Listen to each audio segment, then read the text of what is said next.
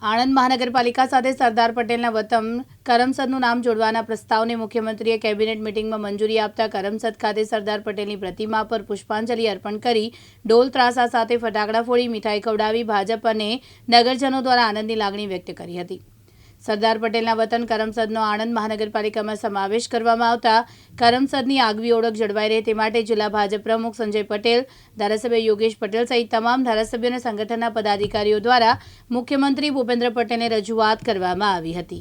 મહાનગરપાલિકાને કરમસદ આણંદ મહાનગરપાલિકા તરીકે કેબિનેટની આજે મંજૂરી મળી છે, શું કહેશો?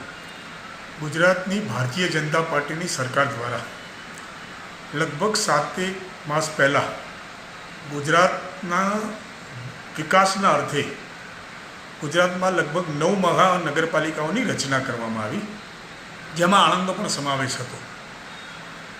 જ્યારે આણંદ મહાનગરપાલિકાની રચના થઈ ત્યારે એમાં ભારત રત્ન લોખંડી પુરુષ સરદાર વલ્લભભાઈ પટેલ સાહેબનું માદરે વતન અને કર્મભૂમિ એવું કરમસદ શહેરનો પણ આણંદ મહાનગરપાલિકામાં સમાવેશ કરવામાં આવ્યો હતો।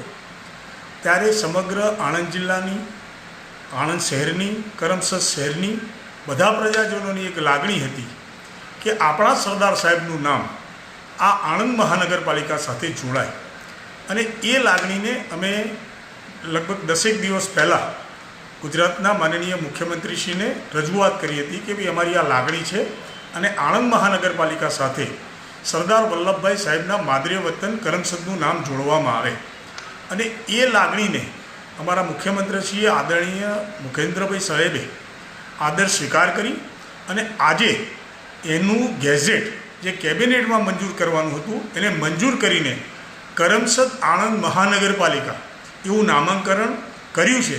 ત્યારે સમગ્ર વિસ્તારમાં ખૂબ આનંદનો માહોલ છાયો છે। સરદાર સાહેબનું આણંદ શહેર સાથે, આણંદ મહાનગરપાલિકા સાથે નામ જોડાવાથી સ્વયં આણંદ મહાનગરપાલિકાનું એક ગૌરવ વધ્યું છે, એમનો પણ અમને ખૂબ આનંદ છે।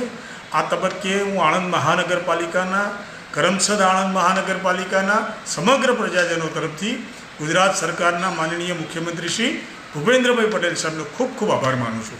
અત્યારે જે કરમસદ આણંદ મહાનગરપાલિકા તરીકે નામકરણ કરવામાં આવ્યું છે, શું કહેશો?